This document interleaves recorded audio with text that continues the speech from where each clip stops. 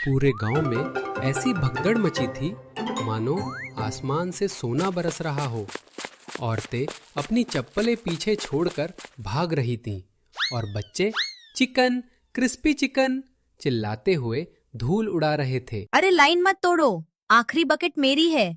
कल से मेरे आदमी ने दाल की शक्ल तक नहीं देखी है। तू पीछे हट फूलमती, कल भी तूने 3 पीस एक्स्ट्रा लिए थे, आज मेरा नंबर है। इस तूफान के बीचों बीच गांव के पुराने पीपल के पेड़ के नीचे एक लाल रंग की चमकदार दुकान खड़ी थी, मोहन क्रिस्पी चिकन। और अंदर खड़ा था हमारा हीरो मोहन, काले चश्मे पहनकर और हाथ में फ्राइंग पैन लिए हुए, एकदम रजनीकांत स्टाइल में। लेकिन ये सब शुरू कैसे हुआ? 7 दिन पहले मोहन शहर से लौटा था। उसके हाथ में कोई बैग नहीं, बल्कि एक अजीब सी लाल बाल्टी थी जिस पर एक दाढ़ी वाले बुड्ढे की फोटो छपी थी। सुनो गांव वालों, कल से इस गांव में वो मिलेगा जो तुमने सपने में भी नहीं सोचा होगा।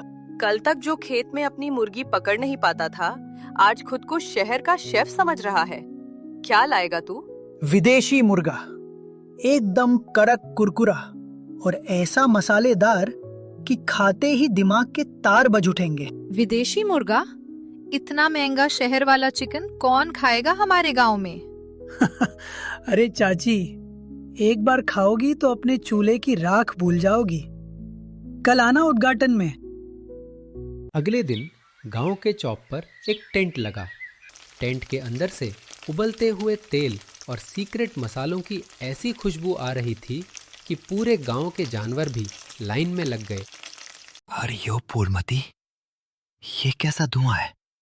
इसे सूंघते ही मेरे पेट में 100 चूहे एक साथ कबड्डी खेलने लगे हैं। हाय राम, खुशबू तो ऐसी है जैसे जन्नत से कोई अप्सरा खुद खाना पका रही हो। तभी मोहन दुकान से बाहर आता है।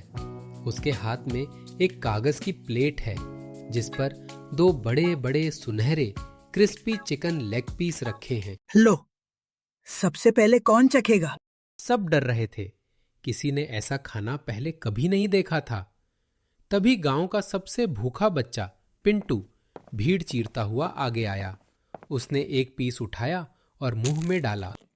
मैया री, ये क्या है? मेरे मुंह में तो जैसे दिवाली के पटाखे फूट रहे हैं। अरे मुझे भी दे थोड़ा। बबली ने छीना झपटी में एक बाइट ली।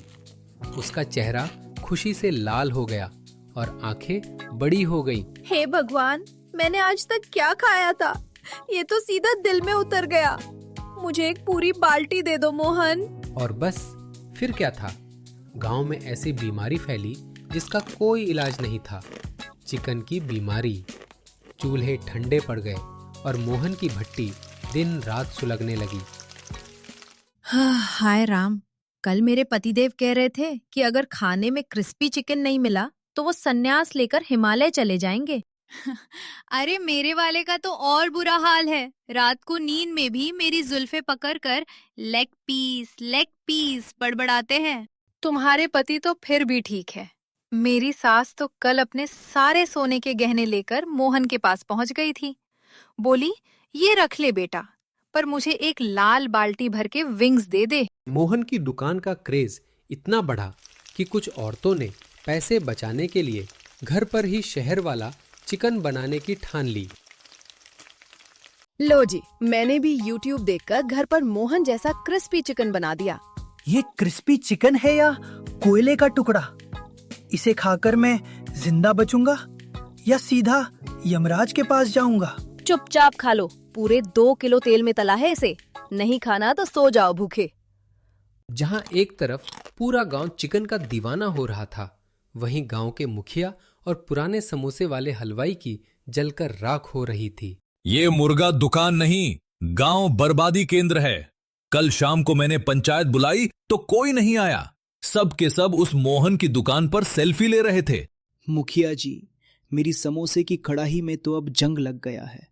कल एक कुत्ता आया, मेरा समोसा सूंघा, मोहन की दुकान की तरफ भाग गया। मेरी तो इज्जत ही लुट गई। इस मोहन का तो मैं ऐसा मुर्गा बनाऊंगा कि जिंदगी भर बांग नहीं दे पाएगा। कुछ बड़ा सोचना होगा काका। उधर मोहन की किस्मत 7वें आसमान पर थी। उसने गांव में ही शहर बना दिया था। अब वो धोती कुर्ता नहीं, जीन्स और जैकेट पहनता था। अरे लाइन में आओ सब, धक्का मुक्की नहीं। जो लाइन तोड़ेगा उसे सिर्फ उबला हुआ अंडा मिलेगा। मोहन बेटा, मेरे लिए बिना हड्डी वाला देना, मेरे दांत बहुत कमजोर हैं। चाचा, मेरे इस क्रिस्पी चिकन को खाने के लिए दांत की नहीं, नीयत की जरूरत है। ये लो तुम्हारा बोनलेस। सब कुछ सही चल रहा था, तभी मुखिया ने अपना मास्टर प्लान चल दिया। गांव में एक ऐसी अफवाह फैलाई गई जिसने सबके होश उड़ा दिए। रुक जाओ गांव वालों, धोखा हो रहा है तुम्हारे साथ, ये पाप है। क्या हुआ मुखिया जी, आप ऐसे क्यों चिल्ला रहे हैं? जिसे तुम विदेशी मुर्गा समझकर चाव से खा रहे हो, वो मुर्गा नहीं, शहर से पकड़कर लाए गए मोटे मोटे कौवे हैं। हाय दैया, कौवा उल्टी लाओ रे कोई, मुझे अभी उल्टी करनी है। हे भगवान, कल रात ही मैंने 3 कौवे खा लिए, अब तो मैं भी उड़ूंगी और ताव काव करूंगी। मोहन की दुकान पर तुरंत ताला लगवा दिया गया। गांव के बीचों बीच पंचायत बैठी। मोहन को मुजरिम की तरह खड़ा किया गया। मुखिया जी, आप सरासर झूठ बोल रहे हैं। ये सब आपका नाटक है, क्योंकि आपको मेरी कामयाबी से जलन हो रही है। तू चुप कर, अगर ये कौवा नहीं है तो साबित कर, दिखा हमें अपना विदेशी मुर्गा, कहाँ से लाता है तू? मोहन बिल्कुल नहीं घबराया। उसने मुस्कुराते हुए अपनी दुकान का पिछला बड़ा दरवाजा खोल दिया। देखो गांव वालों, ये है वो मुर्गे। मैं कोई शहर का सड़ा हुआ माल नहीं लाता, मैं खुद इन्हें पालता हूँ, एकदम साफ और सुरक्षित तरीके से। मुखिया जी ने सिर्फ आपको भड़काया है। गांव वालों को अपनी गलती और मुखिया की चाल का एहसास हुआ। सबने शर्म से अपना सिर झुका लिया। मैं शहर गया था पैसे कमाने, पर मैंने वहां देखा कि लोग कैसे छोटी छोटी खुशियों के लिए तरसते हैं। मैं वो खुशी अपने गांव लाना चाहता था। मैं चाहता था कि हमारे गांव के बच्चे भी वो सब खा सके जो शहर के बड़े लोग खाते हैं। पर आपने एक अफवाह पर यकीन कर लिया। हमें माफ कर दे मोहन बेटे, हम उस जालिम मुखिया की बातों में आ गए थे। तू हमारा हीरो है। आज से हम सिर्फ तेरा ही चिकन खाएंगे मोहन। ये मुखिया तो वैसे भी हमें कभी भंडारे में पूरी तक नहीं पूछता। पंचायत खत्म हुई। मोहन की दुकान अगले दिन फिर से पूरी शान से खुल गई। लेकिन उस रात 12 बजे दुकान के पीछे से कुछ खटपट की आवाज आई। कौन है वहाँ? चोर! रोशनी पड़ते ही जो चेहरा सामने आया, उसे देखकर मोहन की हंसी छूट गई। वो और कोई नहीं, गांव का मुखिया था।